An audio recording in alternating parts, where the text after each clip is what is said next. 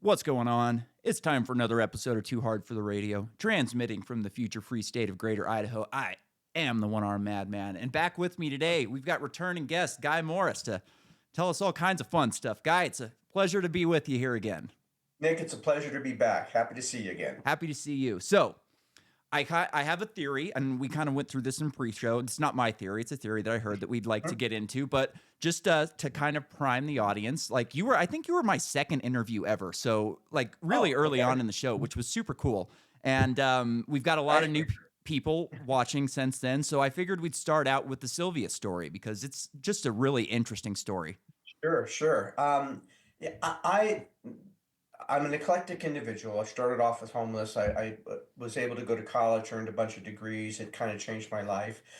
I've been involved in Fortune 500 technology transformations for 40 years. Everything from mainframe up to the current stage of where we're at, including early stage AI. And somewhere along that lines, in all the research that I do and everything else, I stumbled onto a very short Associated Press article. It only had 2 or 3 sentences, basically said, and I'm almost quoting at this point, that a program had escaped the Lawrence Livermore Laboratories at Sandia. If I knew anything, to contact a specific FBI agent or a specific professor doctorate at the laboratory. That's all it said. It was one of those moments where the universe just reached out and grabbed me and said, huh? And I cut the article out. I taped it onto my monitor. I looked at it for months and I kept asking the question, is this a typo? Did they mean to say the program was lost? Yeah. A program was stolen. A program malfunctioned. But the verb they used, that a program had escaped. And I couldn't get that out of my head. What if it's true? And then I started trying to I'm not an architect. I'm not highly technical, but I do know enough about technology and architecture, and I work with them closely for so many decades that I actually started going through all my theories of architectures and technologies to try and figure out what kind of architecture would need to exist in order for that program to do that. And then once I kind of satisfied myself that there were architectures, multi-distributed architectures that could accomplish that, I started asking myself, well, why? Why would they build a program like that? What was it? How was it designed, and what did they design it to do? Well, I spent another several months trying to figure all this out. I went to my laboratory, went to the data center, and it was all theoretical. And I went to a friend of mine who was a film producer, an indie film producer, and said, hey, I think I've got this great idea for a film that's about this program that escapes the government. And we kind of went back and forth and created a bunch of characters. And we launched a webisode series. We decided that rather than do it as a script or film screenplay, we thought, well, let's just test the idea with a webisode. Inexpensive, cheap way to do it. We hired out of work actors, wrote sets, created all kinds of digital images, and excuse me, it was a huge hit. Multiple awards, fans from all over the world, including from NASA. And we got optioned by one of the studios. And 2 weeks before the option was set to be due, and we were really excited. We thought this was really going to put us on the prime time. 2 FBI agents showed up at my door. Now, they were very unhappy. Now, at first, I thought it was a joke. I thought Jack had set up a couple of other actors to basically, Yeah. pull my chain and razz me. So I'm like, oh, this is just a joke. You get Jack, tell Jack this is really funny. This is really cool. I love this. And they're like really serious. And I'm thinking, okay, well, these guys are good. They're good actors. They're really playing this up. So I asked them for the third time to show me their badges. And this time I really looked and I realized, okay, these look legit. So I invited them in and I immediately knew why they were there. And so they were very upset that I had somehow figured out about their missing top secret program. And I was over the top giddy and obnoxiously snarky.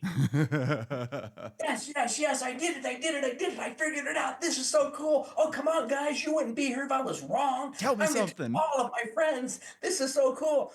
Not exactly the kind of response they were looking for based on the response they gave me. Yeah, they wanted you to say, I'm sorry, I'll shut up. Exactly. Well, they actually wanted me to take down the program. They wanted me Yeah. to take down the site and stop the show. I said, no, no way in hell. I said, it's not my fault. You guys got sloppy and let somebody slip the nose. I said, and I showed them the article. I showed them all my work papers. And I said, I just figured it out. I said, it's if I'm smart enough to figure it out, somebody on the other side is going to be smart enough to figure out. Hey, hey, hey, you should give me a job. That did not go over well either. So after they told me they wanted me to take it down, and I told them to go, no way. They left in a little bit of a huff, and then my wife came home, or my wife came home just before they left, and she pulls me aside, and it was like, honey, why are there two FBI agents in my dining room? And this better be a damn good story. So it was a memorable evening. Let me put it that way. Oh, I can So imagine. Like that would have they been went to the studio and killed the deal. So I ah, wound up losing a bunch of money. I had to tuck my tail underneath my legs. I couldn't keep funding it after that because there was no marketing models on the yeah. internet at that point. And I got an odd job offer with a internet development company as a VP, and I thought, well, I probably should go get a real job. So I didn't. I never forgot about it though, and it opened my eyes on a number of things. I had been developing technologies, including early stage AI, for enterprise level and government contracts. I didn't, I never stopped to really think about how the government would use these technologies for things like espionage, weapons Yeah. development, all of those things. And it suddenly got my psyche in touch with all that. And so I became attuned to not only the developments in AI and big data and the internet and Web3 and all of the things that were kind of combining together to bring this flood of internet connected intelligence that we're now seeing. And this, remember, this was 15, 20 years ago, Yeah. right? So I was way ahead of the curve at that point because of the work I was doing. And so went back. I took a regular job. I worked at Oracle for a while. I worked at Microsoft for about 10 years. Never lost track of what was going on in the industry. And when I retired, I knew I wanted to be an author. And I knew one of the first books that I needed to write was about this technology, but more important, and to a broader level, how is this technology going to change the world in ways that we're not prepared for? Yeah. That's a And it's happening in real time. you know, we haven't had like a true black swan event in my entire lifetime. Like I don't know that we've had one in like actually the history of this country, to be honest, but like something like that could actually like really throw a wrench into the way we see reality. Like these things are very, very dangerous in a lot of ways. I'm not, Well, and when you look at some, like one of the characters in my books is really based on Sir Jeffrey Hinton, who's the godfather of AI, helped develop machine learning at Google. And so even the best experts like me, when I was first concerned about this and I started writing about it in 2018, the first book was published in 2020. I've got three coming out since. I got a new one coming out in a couple months. And we're dealing with how AI will affect politics and yeah. banking and society and misinformation. And what happens when an AI becomes conscious? And I believe that we're within about 3 years of that scenario. Okay, cool. That's actually where I wanted to go with this. Like, oof, this gets me all fired up because there's just so much going on in the world right now, and I feel like everybody's so bogged down in politics that they don't like pay attention to advanced technology, which is Hmm. really like in the driver's seat in a lot of things. Right. So I heard a theory a while back that the drones over New Jersey and over the East Coast weren't a foreign government. They weren't our government. They weren't hobbyists. It was actually an escaped, or not an, well, I guess they might have used the word escaped now that I think about it, Okay. which is strange because while you were talking, I wrote down escape requires intent. Hmm. And Exactly. like, That was one of my first clues was that escape inquired intent. And then I really started, that was the path that led me down to what does that mean? What kind of intent? What kind of design? How would they do that? Why would they do that? And that led to the character of Sylvia in my novels is based on that program. so I don't feel that like something like ChatGPT or Grok has intent. Do you think there are things out there that have intent, or was that just like a missed word? Um, no, yes, there are applications out there that have intent.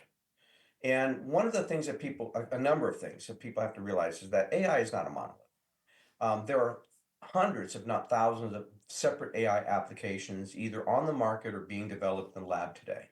There's certain technologies that they're using, certain algorithms, certain types of things that they're leaning on. There's a lot of sharing of that intellectual IP, but they're separate apps. There's at least two separate apps within the government itself. One's called the Innovation Unit, and one's called Sentient, that are extremely advanced AIs designed to interconnect with all of the live feeds from all over the world across the military to develop real-time battle strategies as battles play out. These are extremely active AIs, and in some cases, we're now looking at AI agents. Now, agents Yes. have been something that's been around a while, Hmm. but they've been pre-programmed agent. Go do this thing, and it basically operates only within its design parameters.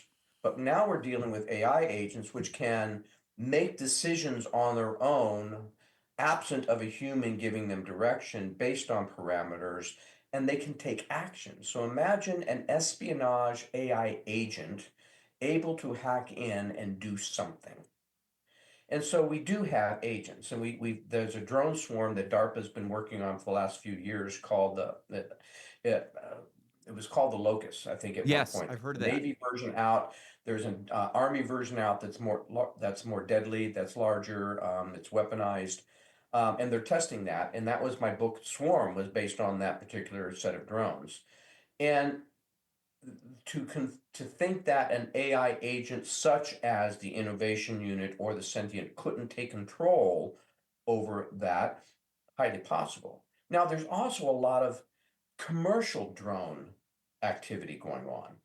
We see these drones that basically create dragons at New Year's in the sky. Drones that do some sort of formation. These are basically pre-programmed um, um, you connected drones, Yes. and I don't know about the commercial side, but I know the military side. They're communicating with each other like 50,000 pings per second. I mean, it's really pretty fast to keep them in formation. And so that's a possibility that that could happen. And if we did have a rogue AI, it's possible that a rogue AI could have taken some control of drones, but you'd have to have, in order for that scenario to work out, you'd actually have a set of drones designed to be instructed by another device. And I think my personal feeling is that it was probably a lot of Me Too guys with drones going up and deciding to go hover over things. Um, the fact that the government didn't get on it said to me that they didn't see anything nefarious going on. Um, I had a drone hovering over my house several weeks ago. Just some random guy had a drone happened to be over my house. I told my wife, unless it comes back and it stays there more often, I'm not going to worry about it. I already know the FBI checks me out because they've been doing that for years. They don't need a drone to do that. No. So I started kind of going through, well, what would be the purpose of that? What would be the idea of that? A potential AI is certainly a scenario. I'm just not quite sure of the rationale behind that. Interesting. I think there are some more other things that we should be considering, though, that should be concerned with. We are looking at AI weapon systems. And I think we might have talked about this last time. There's a treaty that's been out for several years called the Laws Treaty, stands for Lethal Autonomous Weapon Systems. Basically says that it's okay to use AI to build more efficient weapons, but you have to have a human involved in the process to take a life. The US, China, Russia, Iran, Israel, and I think North Korea have all refused to sign that treaty, which tells me that all of them are actively working on AI applications that can take a life without a human involved. The drone system would be one of those systems. I could see that. Like the F-35 has been just a tremendous waste of money. The thing doesn't perform well. It doesn't perform well against F-18s. And like the thought that the next plane that we build is going to have a pilot in it is just kind of crazy to me. Like the F-22 can already do things that will turn a human into mush. They have to detune that plane in order for a person to fly it. So like for Well, if you me, think about it, the most demanding aspect of aerial combat are the G forces, basically exactly. the human forces that really kind of limit what you can do. You take a human out of the cockpit, and now the aircraft itself has much more flexibility than a human can have. Yep, and there's also a DARPA project that I like to bring up from time to time. In 2012, they DARPA started the Brain Initiative, and Hmm. this was an initiative to create essentially like a BCI. So they took Mhm, this woman, her name was Jan, and they put a BCI, a Utah array, into her brain, which was, I mean, compared to what Elon is doing with Neuralink right now, mhm. we're talking about like stone tools back in Yeah, the day. yeah. So they gave her this thing. She was able to use a hand on the other side of the room. She's a quadriplegic. And Mhm, being DARPA, they weren't satisfied with just that. They decided they wanted to put her into a flight simulator, see if she could control drones, see if she could fly mhm. an F 18. And she did it. You know, the doctor on the project was so infuriated that he quit because he was just like, I'm not building weapons here. I'm building prosthetics and I'm trying to help people, not like murder people. So my Oh, point with exactly, that yeah. whole story is we know that a human can control a machine with their brain over, like almost 20 years ago now. So Well, if we're absolutely, and hearing it's about it gotten in more 2012, they've sophisticated. been doing it for a long time longer. Yeah, and there are gonna be some weapons that will have advantage that will make sense for it.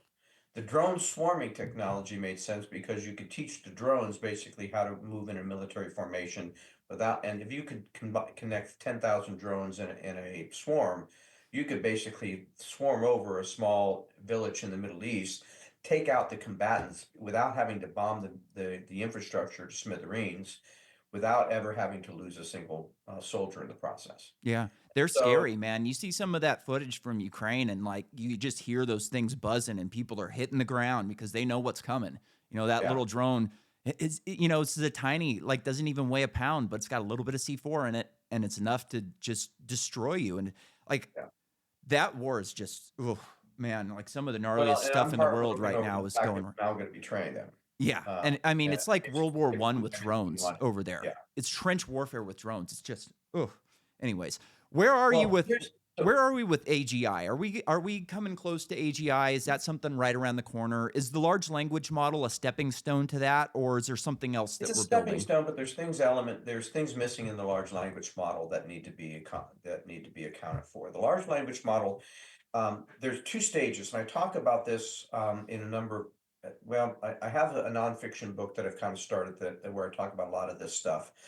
But there's a couple stages. One is, in order to go from a large language model to logic, we need to accomplish the first thing is multimodality. We're not just a language being. We learn that a this is a block and this is a ball. This one is red. This one is blue. We have to build up those things to connect words to actual objects, to an actual reality, a physical reality. And that's where multimodality comes in. We are multimodal individuals, which means that we think in visuals and pictures and words and geometrics and math. There's our intelligence is made up of more than language. And that's where that's the stage that most of the commercial models, again, separate the government models, who are probably 5 to maybe even as much as 10 years ahead of the commercial sector, and have been feeding the commercial sector and then basically feeding off the commercial sector in sort of the cycle that's been going on since I can remember. But the government model, when the government model had this program that could escape, that was way ahead of the commercial sector at the time, because the government doesn't have to worry about consumer products and monetizing and all that kind of stuff. Profit. They have a different purpose. They don't Yeah, have to worry about profits profit. have a good They purpose. just build stuff. Exactly. And so I believe that the innovation unit, the sentient unit are probably closer because they have agent and computational problem solving capabilities. So that's the next stage, right? And those are called Q algorithms. And there was a big um, rumor mill that went around after Sam Altman was fired and then rehired, that part of the reason that upset the board is that they were working on Q algorithms that could add logic and problem solving to the language model. So that's the next phase. I believe that phase has already been solved to some extent by these military models. Mm, gotcha. So we are close. We're not that far. We have computational power and other things to consider. Yep. Let's start with the definition of AGI. AGI essentially means that it's as intelligent, more intelligent than any human on the planet. And some believe that singularity is really the more intelligent than all humans on the planet. Yes. So are we having close to a machine that's more intelligent than any human on the planet? Yes. We already have GPT-4 that tested at an Einstein level intelligence. GPT 4.0, which adds multimodality, is increasing that. GPT-5 out sometime this year is probably going to exceed pretty much the intelligence of anybody on the planet. And as we start to add problem solving, the problem solving is both mathematical, physical, physics, medical, philosophical, social. There's a number of different types of ways that we need to figure out how to solve problems in those different fields. As those Q algorithms are developed, and I believe that a number of people are working on them now, I think we're probably within a year to 2 years of an AGI. Wow.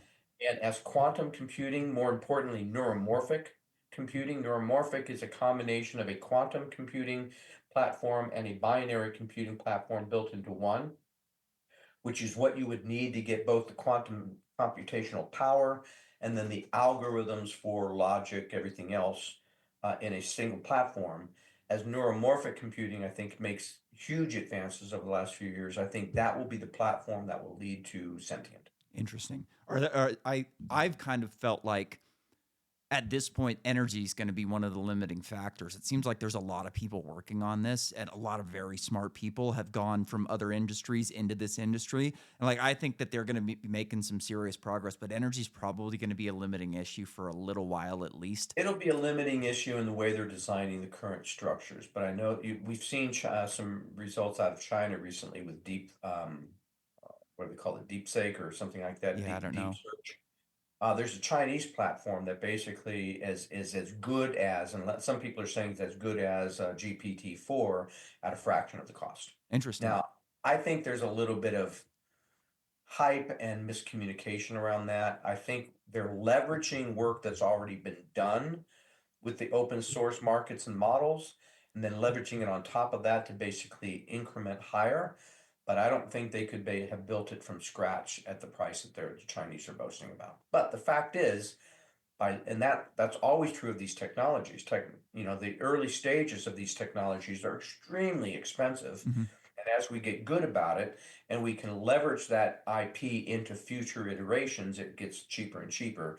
We'll see the same thing with AI. Gotcha. Are they gonna? So like, one of the things that I've pointed to, and we'll get off of this here in a second because we're getting into the weeds on this. Um, I've pointed to fusion a lot. Fusion, we've had the science behind fusion for what, over 100 years now. Like, we know what's going on with fusion.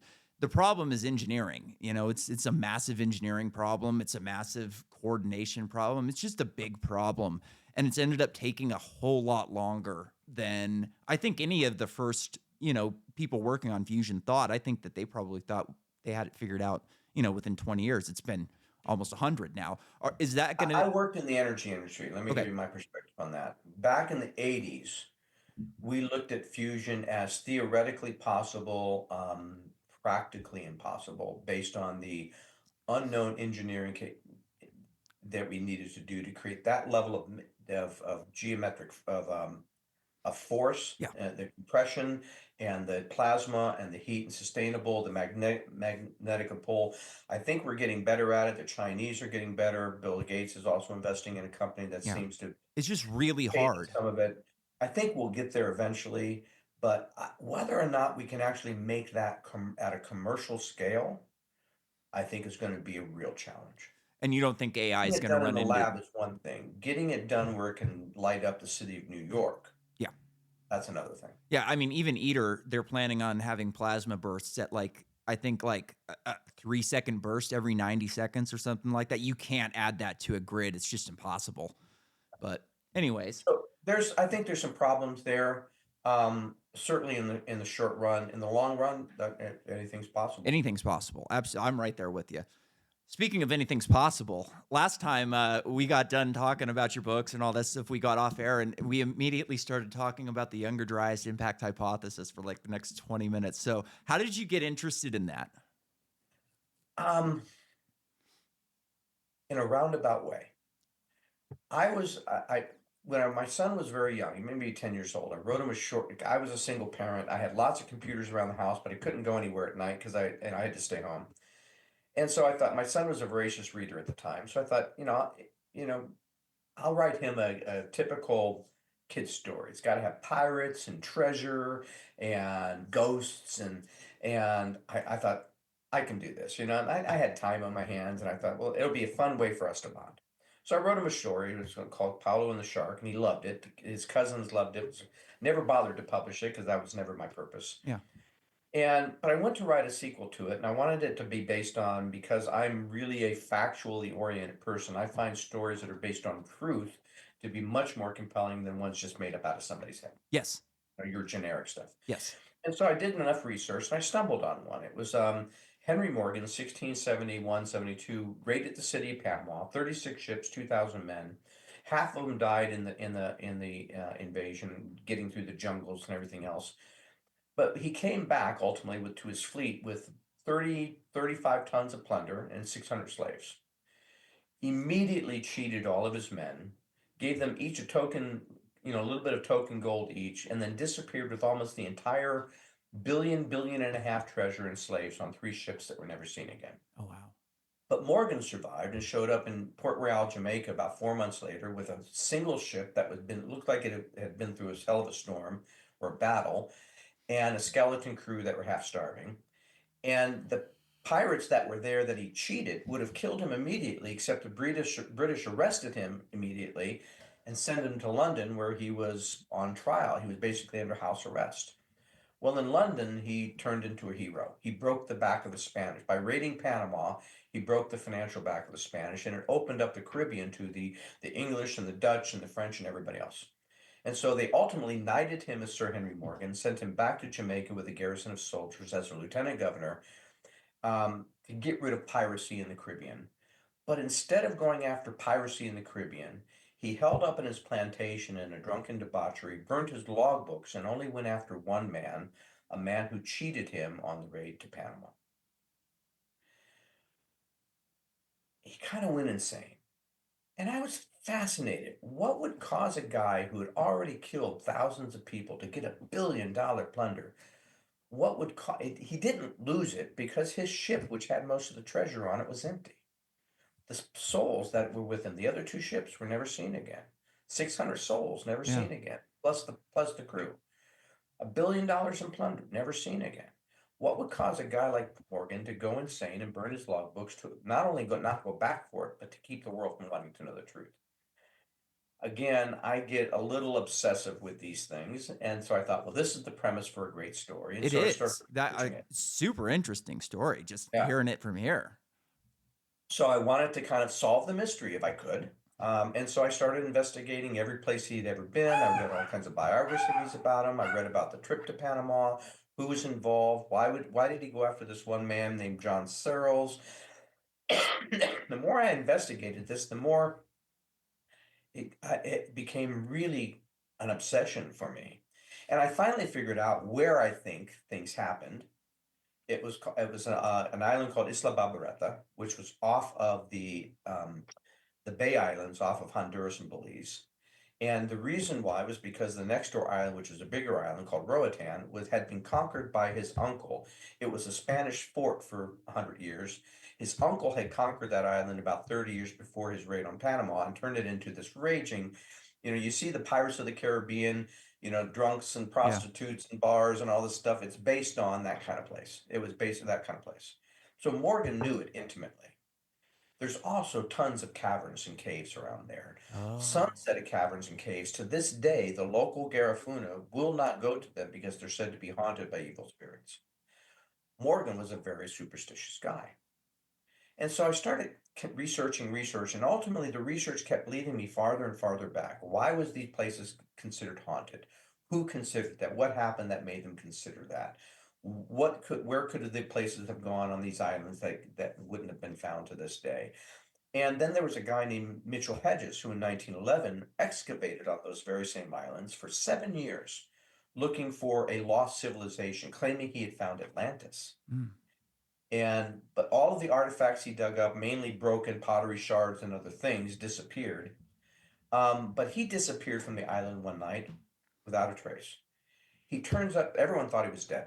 He turns up in New York 6 months later with $6 million in 1911 dollars, which is about 250 million today, of newly minted gold.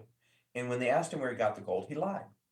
My friend and I, Dr. Bell, were walking along the beach, and our compass went crazy, so we dug in the sand, and behold, we found gold.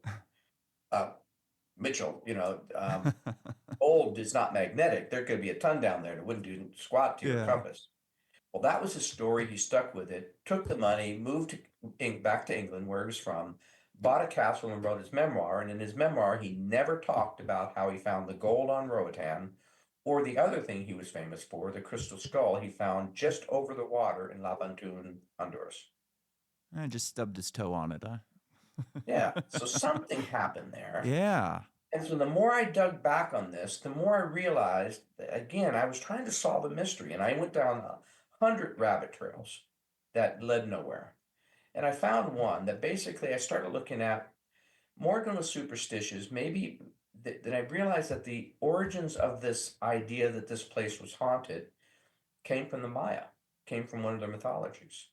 And I started looking at Mayan mythology and their mythology of Jilbaba, which is an underground place of death and fear.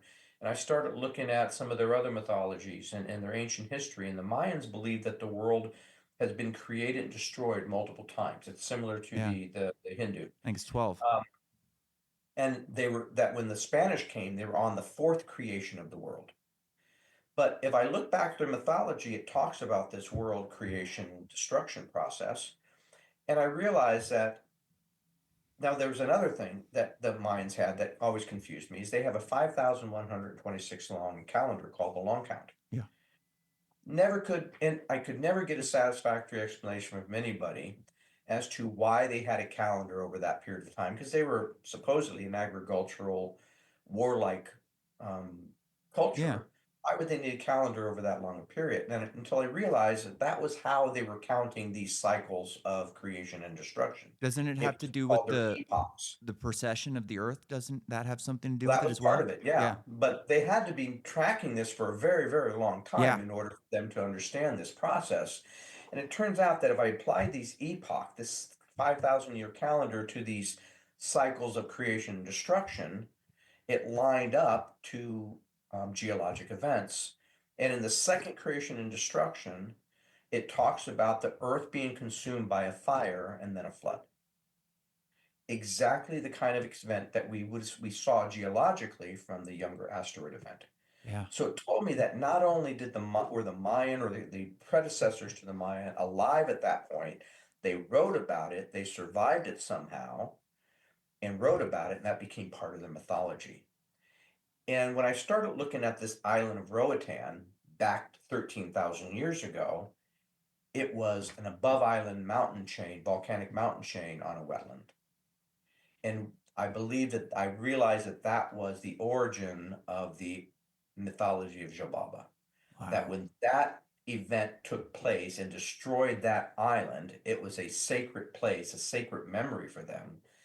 And that underneath the island of Roatan is a very volcanic island, always going to be caves and caverns, and there are caves and caverns, numerous of them, very treacherous, some of them flooded, many of them infested with snapdragon scorpions Yeah. and venomous snakes and bats and all kinds of other things, very treacherous. That kind of place would have been a perfect place to store $1 billion of plunder, and it would have scared the pants off of Morgan to no end. Man, that's super interesting because like And most of the so people who that got into became this, the research became the curse of my book, The Curse of Cortez, which Book Trip, which is part of Barnes and Noble, listed as one of their favorite 25 books of 2021. They called it the Indiana Jones meets Da Vinci Code. I got to read that one. I was going to read it before you came on and I forgot until like a couple days ago. And I was like, You're shit. gonna love that one. Yeah, I'm going to read it for sure. Like that's super And so it interesting. was a 13-year process for me. I even took several trips down to the Caribbean to research some of this, to go exploring coral reefs out to this island, roads cut into the coral reef off of leaves that went out to this island. Yeah. I even got part of the process. I had a cartel thug break into my condo in Cancun and threaten to kill me if I mess with him. It was an adventure. Learning about all of this was an adventure in and of itself.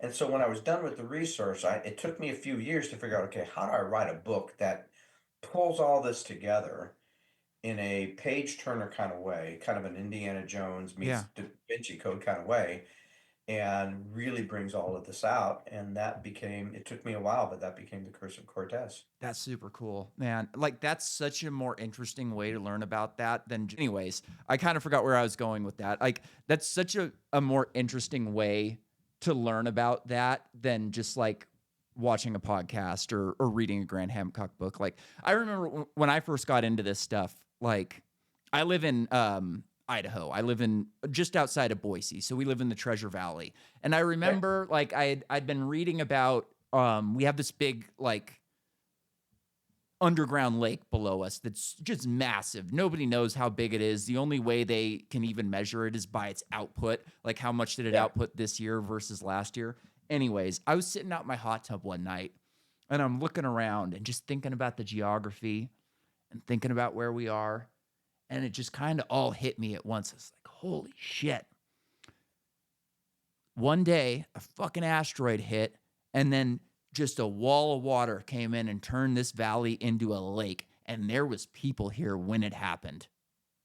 Technically, it was a lake before the asteroid hit. Okay. The asteroid caused enough damage to the ice sheets that the lake then unflooded, and that's where the Badlands came from. That's where Yep. the Portland, the gorge came from. That's where a lot of those geologic Yep. features that you live in came from. Was that internal ice lake that was then basically melted, destroyed. Now that a result of that same event was that the oceans rose over 100 feet in a matter of days. And so we saw a lot of the flood myths came out of that. Yep. It was a geologic event for all across the world. We saw massive extinctions coming out of that, the major event. Now, there's still debates as to whether it was an asteroid or what it was, but that's really the only explanation Yeah. that makes sense to all the data. A lot of people think that there was some sort of solar event that could have happened. And like, I have a problem with a lot of these kind of there's a bunch of like crossovers to the Younger Dryas. There's people who are into there's this one guy that I watch that I really hope he's wrong. He does space weather news every day.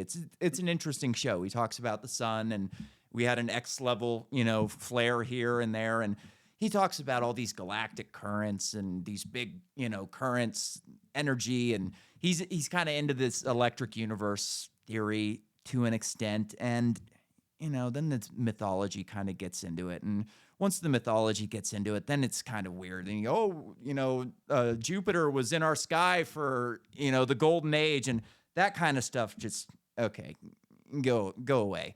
But My like, problem with some of that, now there may be some there elements could of be, truth in some of that, but the problem is that there's not enough empirical data to actually confirm that. It's all theory. yeah, And just like any theory, you can get zealots on theories that are unproven. We see it in science, we see it in religion, we see that happening a lot. But I tend to be more of a interesting. I'm not going to say it's not true, yeah, but I'm going to wait until I see more evidence to convince me that that's the more likely scenario. We do know that there are craters in North Quebec and in Iceland or Greenland that are large enough to have created this event. We know that the Carolina Bays came from a asteroid event hitting ice sheets that basically shot huge stadium-sized ice chunks into the atmosphere for 2,000 miles. yeah. You can see it Also where it rained related down. to some Mayan prophecies, the Mayan mythology. And so I tend to put all these things. We know there's a black mat. We know when it hit. We know when the geologic record shows the extinction of all these species, megafauna in the U.S. and not just the U.S. but Canada Yeah, and South America as well. We know it was geologically centered here. You can come up with maybe it was a sun flare that hit all of that. That's doesn't make a lot of not sense to me. you'd have to hit it the ice sheets. The ice sheets at that point were a mile thick. An asteroid hitting an ice sheet a mile thick has a more likely scenario for me than that, just from a probability perspective, and I'm a probability guy. It seems like there's so much empirical evidence for this. Why do you think mainstream archaeology is so resistant to this? Is it just the Atlantis thing? Well, I think it's the Atlantis thing, but I think that in academia, there's a theory isn't valued as much as fact. Theory is only fine if you can find evidence to prove it, and when they can't find evidence to prove it, they want to discount it. And they built up this narrative that, oh well, people came in 13,000 years ago is when the ice sheets. Now that we have evidence that we've been here at least 20,000, I think there's evidence for much longer than Yeah. that. They're slow to adjust to that because they've got books, they've got a financial incentive to sell their books and rather than rewriting them. I think it's that kind of motivation. I believe in academia, um, in the broader scope of the word, but we have to realize that no matter how good any field of study is, it's only as good as the integrity of the people at the time. And over time, you get people that are now willing to break those rules, but we get chunks of stubbornness along the way. Yeah. Now, my new book, if you allow me to kind of Yeah, switch go gears, ahead. which will come out in a few months, it's called The Image. Will deal with um, some of these larger issues. I deal with black holes, certain experiments to create a mini black hole in order to prove a fifth dimension. A fifth dimension becomes critical not only to a number of fields of science, theories in science, but connects to paranormal, connects to UAP, Yeah. connects to prophecy in plain sight, connects to timelines and all sorts of other incredible things that we're still venturing. And as we're basically there's a speculative thriller, so like Swarm and The Last Ark, I'm bringing in current politics. We'll deal with the Great Reset and a change, what it's going to mean when we move off of the U.S. dollar for international trade and we move to a global digital currency, cryptocurrency managed by AI. And so that's actually the World Economic Forum have basically called AI the fourth industrial Yes. revolution because it's going to basically re-engineer capitalism for the 21st century, but it's going to do it in a way that's going to give them more power and control through these systems.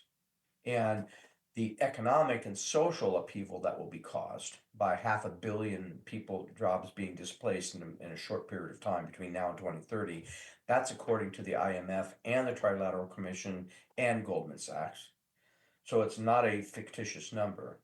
That kind of stress is going to cause stress on national debts, including America, which Yeah. is a third of the global national debt right I mean, now. we're 36 And trillion dollars in debt. We can't afford to have that many people on, unemployment. We just can't. exactly. So it'll cause a significant amount of disruption. I combine that with the growing fascism, the Christian nationalist fascist movement in the U.S. and the election turnover in 2024 to look at how all that's basically prophecy in plain sight. And so we'll look at a number of different factors in that book. For some fun, I even pull in the real history behind the Shroud of Turin that's documented that goes back to the first century in Edessa, not Odessa, Ukraine, but Edessa in Turkey, Anatolia, and how there was the history goes back so far and there's so much documentation. There's even Byzantine coins with the image on it dating to the 8th, 9th century. Wow. So I bring up that history and pull that into all of this mix of quantum theory and how quantum theory affects consciousness for us and what that would look like for a machine, and how quantum theory really is the answer for what faith really looks like, Mm. and separating faith, the individual experience of faith, with the corrupted institutions of religion. I think one of the big sticking points for like mainstream archaeology and the Younger Dryas Impact Hypothesis is they don't want to validate anything that's in the Bible. Yeah, no, or in other religions as Yeah, well. like any There's any religion. They don't want to validate any of that stuff because they And want to I just have a problem with that. I do too. I I'm think sure that you really religions do. I think religions have a lot of mythology involved in them, or they've distorted the truth in a way that, again, takes this experience, personalized experience, and sort of ritualizes it. And they wind up introducing a lot of biases and false concepts in the process. But there's an element of truth in there that we have to pay attention to. And to dismiss one versus the other, rather than trying to find the overlapping truth between them, And I talk about this in the new book. I talk about how science and religion are really trying to understand the same thing from a different perspective. Science is looking at the universe as trying to understand the what and the how. Mhm. So it works. Religion or that experience of faith is trying to figure Why? out the who and the why this all exists. What's the purpose? But they're looking at the same phenomenon, the same universe, the same reality from different perspectives. And I think in order to get my books try to do this, in order to get a balanced perspective, you really have to kind of take an element of both and look at them together. Yeah. Now, I to mean, do that, though, we have to remove the biases and the dogmas and the things that are wrong about not the religious prophecies, the religious interpretation of prophecies. And we can do that through a methodology I actually developed and built a computer program to prove out a number of years ago called prophecy analytics. The idea of prophecy analytics is to say, well, let's strip away the allegory and the biases, and let's strip prophecy down to what we call attributes, characteristics, or outcomes, things that we can look at and verify. So if we take a prophecy with maybe three attributes and we find an event that has those three attributes, we can say that has 100% correlation, right? yeah. We can then take those correlated events and calculate the probability of that event relative to known human history, geologic history. Some of them might be quite common, or we don't really have enough empirical data to say, well, is it really any worse than it was before, right? Historically. Others, and this is where it really gets interesting, are so unique to the scope of human history and geologic history that when you collect the cumulative probability of all the highly correlated events, and this was an actual outcome of the model, 1.4 trillion to 1 that we were living in prophetic times, based on non-religious, non-dogma, non-biased, non-allegory driven attributes to events to probabilities to cumulative probability. Now that changed my thinking and changed my mind of how I see the world in a lot of ways. And that was sort of the basis because it's so algorithmic and regression driven in terms of its process. That's the same types of techniques that we've trained at AI to I use. was just going to ask if are they going to be able to connect the dots in ways that we're not able to Well, see? in my story, it's the AI that escaped the NSA that Yes. has now decoded prophecy using these techniques that's driving the narrative. So I take away this religion versus that religion. I take away this religion, focus on that religion as the enemy. I take away all of those things and I say these are the events happening in the world. How do they correlate to these prophecies in plain sight? And what are the correlations to that? And that's by using a computer AI to bring up that topic, I can deal with the quantum issues of it. I can deal with the historical issues of it. I can deal with the corruption issues across parties and governments and all. I can be agnostic in all those things to just look at that. It makes for a very compelling narrative. Quantum mechanics is so interesting. You know, like I'm a big sci-fi reader and I love when these guys like bring quantum mechanics because there's so much just weirdo stuff going on that you just can't Spooky even wrap science your at a head distance, around, you yes. know? And like a Yeah. singularity is so strange, a mathematical singularity, not like the ones that we're talking about for AI or anything like that, but just like you start doing these. I don't know if you've messed around with like light curves and these angles. When you start going into like black holes, weird things happen where you've got these singularities that look a lot like whatever started our universe mathematically. A- And who knows what's going on when you start following these like parallel realities and all this type of stuff. You might be able to go through a black hole and there's weird stuff in there. You could never actually go through it because of the way a single whatever. Like these Yeah. things could be creating their own universes for all we know. Could be creating their own universes. I happen to think most UAP phenomena is really interdimensional issues. I don't believe that we're really dealing with interstellar light years from now away. I think that there's interdimensional issues, and we have evidence. Every single theory of physics basically has to postulate more than one dimension in order to get the math to work. Yeah. So it's and if we think about it, that's where spirituality comes from, paranormal comes from, deja vu, visions. All of these things are part of that touch point between that glimpse that we get between another one dimension and another Yeah.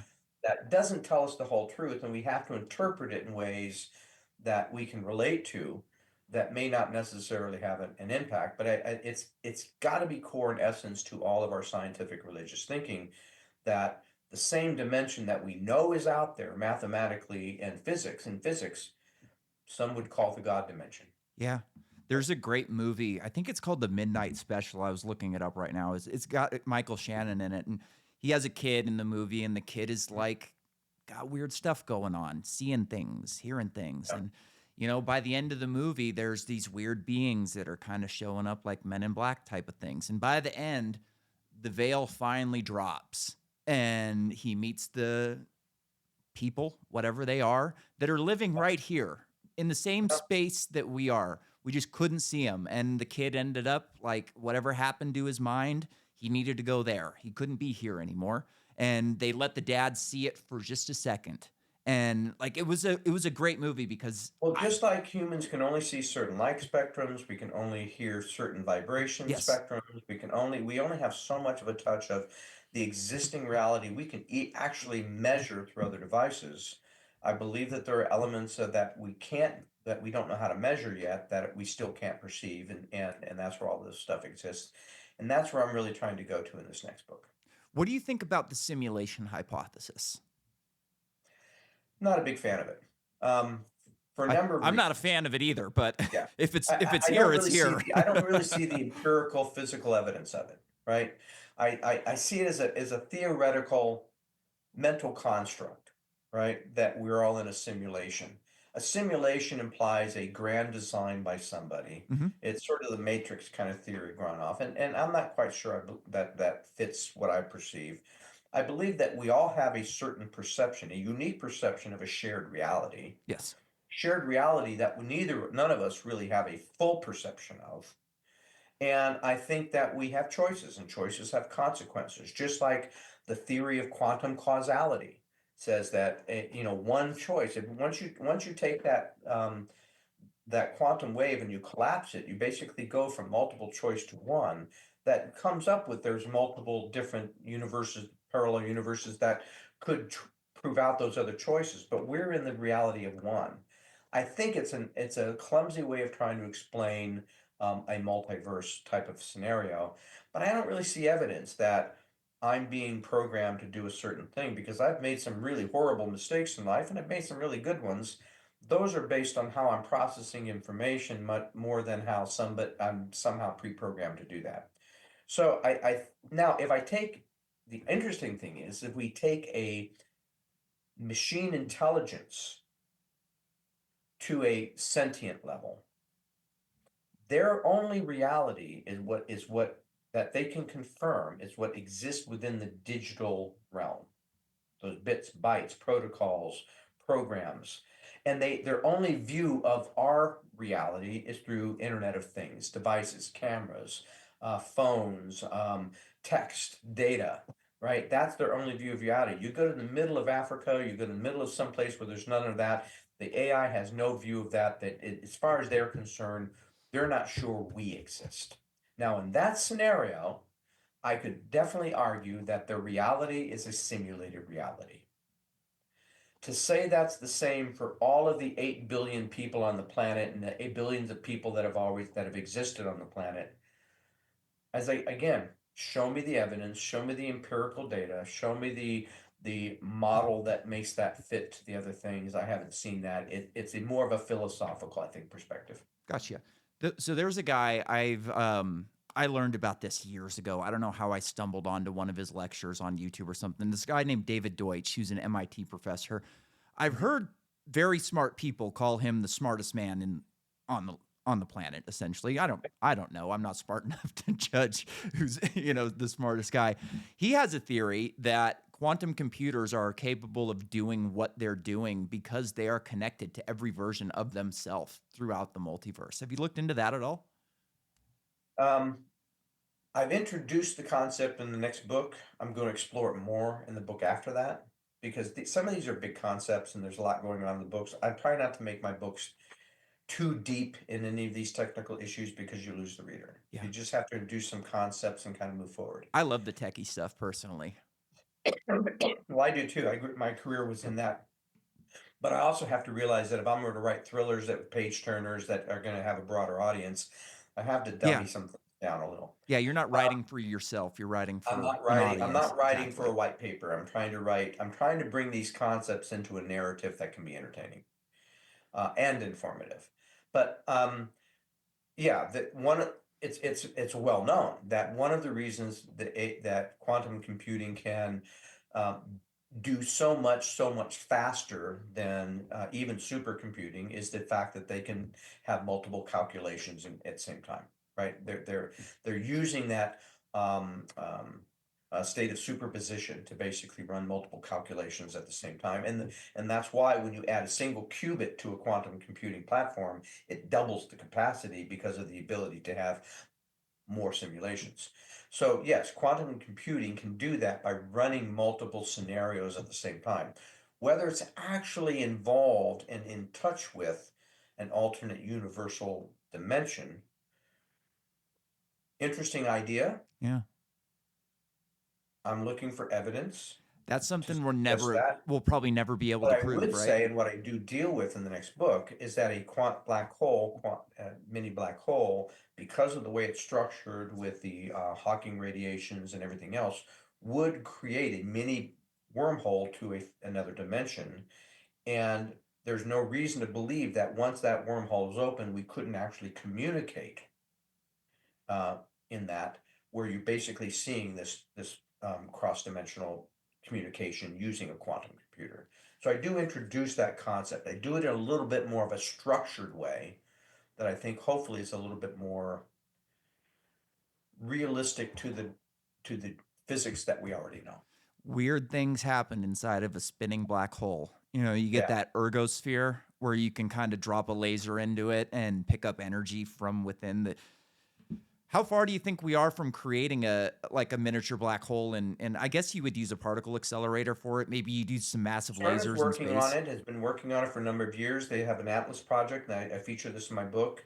And in the book, I actually have them succeed. I think one of the things that they're trying to work on now. Here's one of the challenges from a physical perspective, and one of the arguments against that this will ever be done. Um, Gravity or a black hole is a function of gravity, gravity is a function of mass. To try and say that we can create a mini black hole with such a minute mass, um, uh, I read one article to say that it would take an accelerator like CERN, but the size of the universe, but the size of the solar system. I've heard that too. So we're just not getting the same relative mass versus speed and other things. Now we're taking it right up to this speed of light, so it's not going to get much faster than that. So I think that what I think though is that we've been building these experiments using binary computational power. Introducing quantum computational power into that process, I think could, and in my book, does actually result in a successful experiment for a very, very Yeah. minute nanosecond Yes. time, um, long enough to receive a message from that other conscious dimension. Now, quantum theory also says that matter cannot exist unless it's being observed. If there is a fifth or higher dimension, it means that there's a conscious entity in that dimension observing it. And if it's similar, if it's a copy of our universe, let's say if you've got a copy, that they're gonna know that we're doing the same experiment. We're essentially communicating without even communicating with each other because by the fact of doing the experiment to have that communication, you're already communicating with them. They know what we're doing and we know what That's where they're the doing. response comes from, right? Exactly. Now, the question is, we really don't know the nature of that conscious entity within that dimension, and we don't know if those dimensions, we see UAPs doing things impossible in our Yeah. dimension. They might have Uh, negative matter, you know? so we don't know the physical attributes of that dimension that differ from ours, that and what the nature of those entities are. Now, if you look mythology, it's Anunnaki or it's God, right? Some form of God, multiple names, multiple attributes, demons, angels, we see multiple beings with different attributes. We it's possible that some of the UAP sightings, abductions, and other things, and they do have a correlation with some of the ancient methodology, Yeah. with the not methodologies, ancient mythologies and religions. I'm taking a wait and see, a little bit of a wait and see attitude before I understand how much is truth and how much is made up, right? But there's an element of truth in there, and that's what I think we have to be open to, that there's an element of that truth. There's something, when you see those UAPs doing the things they do, either they're from somewhere else or we're not on the right track with science. I've heard Eric Weinstein make a great case that um, that essentially string theory is a Shaggy Dog story. It's just kind of a BS thing. We're throwing a ton of money at it, but we're not really getting anywhere because string theory is not provable. Mhm. And he thinks that if those things exist, that means that we're either doing something wrong or they've got something that we don't. And we've got to figure out what that is. And I think Or one of the main they're reasons, working through laws of physics that we have not yet studied because we don't have access to that extra dimensional of the universe. and it would make sense that the people in charge don't want us to have access to that. Because what if we could just leave? What if me and you go, hey, look, we don't like the way this government is acting right now. We're going to get our families together and we're going to go to another planet. They can't have I that. don't. Yeah, I think the government is way ahead on some things. They keep a lot of secrets. There's no question about that. I would be ultimately surprised if they've already cracked this code. I think one of the reasons they don't talk about UAPs is because they have to admit they really don't know what the hell they're doing. I'm They right really. there with you. I don't think they know what the hell's going on I either. think that we have a few extremely brilliant people with IQs like your friend and some of the physicists and Hawking's and some of the others. With when you start getting IQ in the 1% or higher of the population, you're kind of dealing with concepts and ideas that most people either wouldn't think of or they wouldn't know how to actually develop a program or a test to be able to confirm that. Um, but I don't think we know yet. I still think we're still grappling. It's like the big giant elephant. You got a bunch of blind guys. One's got the tail, one's got the trunk, one's got a tusk, one's got a leg. I think we've got bits and pieces of what some of these things might be, but we really have no idea of how it fits together yet. Yeah. And I think it's the illusion, the delusion of our own intelligence, right? And I think one of the things that a quantum enabled machine intelligence would do is start to actually bridge some of these things that we can't figure out on our own. So one of the problems with quantum computers is they have a hard time programming the damn things, from what Mhm. I can tell. Well, there's an error rate. Quantum Yes. computers are very subject to an error rate because any matter of vibration, any extra noise, anything that disturbs it could throw it off. They're actually making some progress. IBM recently, and I feature these in a new book called the Condor. The Yep. Condor is a redundant 1,121 qubit machine where the redundancy between the machines basically has cut down the error rate to a small fraction, which means that they're now using it. It's practical enough now that they're actually using it. The US government in 2021, 2020, I think, um, it's in the book, I have to look at the reference, requires now that all of our intelligence and military go to a quantum encryption Hmm. platform.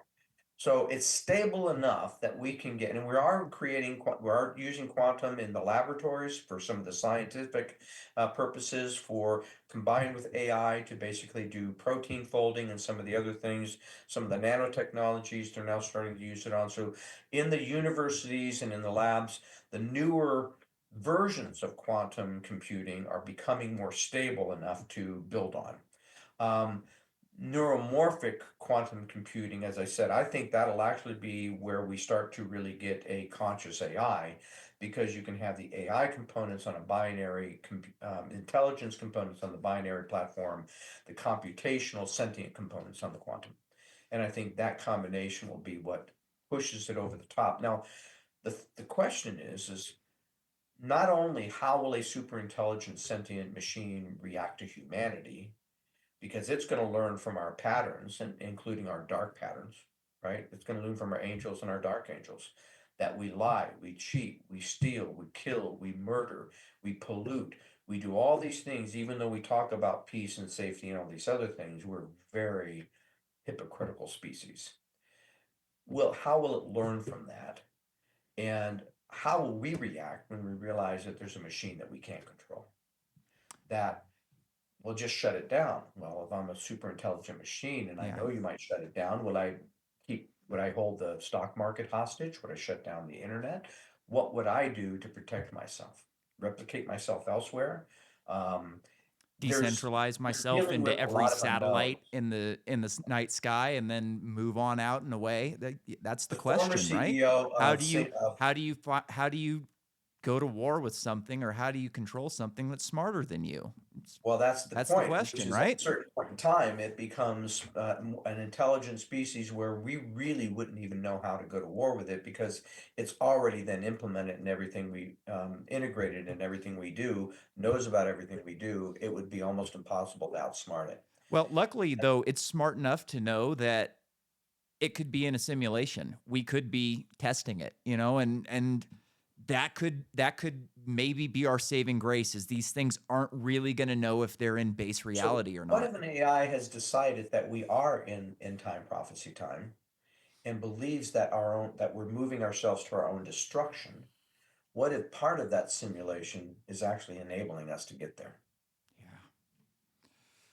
All right, Guy. That this was awesome. Tell Now, everybody about your one last books. thing I'll leave you. Yeah. The former CEO of Stability AI, which is an educational software meant for overseas markets.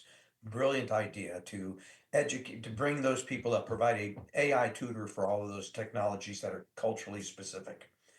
He believes, and he said something that I like to repeat. He said that the event horizon of a black hole is the point in time where it's impossible to predict the future. Yes. The Time event and space horizon flip. the event horizon of the AE technology is where it's impossible to predict the future of AI. That he says now he said this a couple of years ago. He felt that we were at that point. He felt that we were 3 years out from that event horizon with AI. I put it out a little farther. I put it at 2027. The fact is we're that close. Everybody needs to get in touch with my co-host who couldn't make it tonight. He's been messing around with AI agents. He's building them himself right now, and like, people really have to Well, get well, familiar with these tools, because if you are in a job that is at any risk at all from these things, you got to learn how to use it, because it's not going to take your job. What it's going to do is make your job easier to do. And if you're not the one that's able to communicate with this thing and make your job more productive, they'll get somebody who is. that's exactly right. And I saw this, matter of fact, for those of my age, we saw that happen. I was in business. I came out of college at a time when there was no personal computers at all. It was all mainframes and midframes. And when we started, and I was actually the guy who first started putting personal computers on desktops by building programs to run hundreds and millions of dollars of budget programs through a personal computer rather than the mainframe, doing it much more quickly and more agile. And so I was starting to implement computers at the same time. I saw a floor, 2 floors of roughly 600 accountants and financial people of a major oil company within a single year shrink down to under 50 people in the corner of one floor, Wow. because those were the people, the computers were doing it more productively, and we were the ones who knew how to work the computers. Yep. Yep. The same thing is going to happen, Codependent. and it's going to happen in this very short period of time. You've got about 6 years to basically retrain. All those people that were screaming learn to code on the internet a few years ago are really eating their words now. Yeah. They thought that the construction workers and the truck drivers were going to be the first ones to go out of business, but it's not. It's going to be the administrative assistants, the secretaries, and the people and who the answer low-level phones. admins and coders. Yeah, Yeah. like, all of those people are going to be SOL, and sorry, learn to build. I don't know what to tell you. It It will be, but sucks. the difference now though is before it was technology to empower somebody. Now it's technology that can think on its own.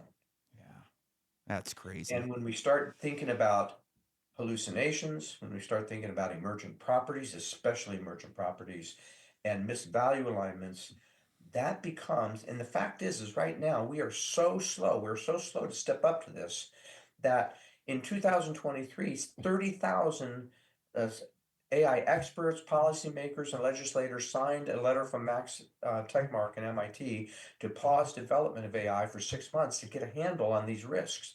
Not a single lab replied, not a single lab complied with that request because there's too much money and power involved.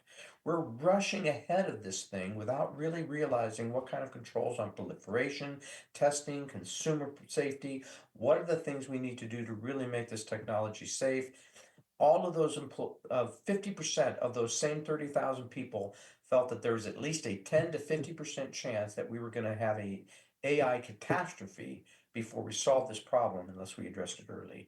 We're not addressing it early. We're heading for it. I think that's a perfect way to get out of here, Guy. It was a pleasure talking with you again. Everybody You go too, man. buy his books. The Swarm was great. I got to get on to the Cortez story. That sounds freaking awesome. And I can't wait to hear your new one about the Younger Dryas Impact Hypothesis. Well, that's in Cortez. That's like Oh, Sir that's the Curse one of in Cortez. Okay, Cortez. great, great, cool. The one after Swarm is The Last Ark. The Last Ark actually is my highest rated book right now. And it won a silver award. Swarm won a gold. The next one that'll come out is called The Image. It'll deal with the image of the beast and the image of Edessa. Awesome. Well, Guy, we'll do this again sometime when I can get my My buddy pleasure. Dan on here and you guys can talk AI and I can sit back and rub my hands. All right, I'm guys. sure I'll learn a lot. Yep. Take it easy, everybody. Good night.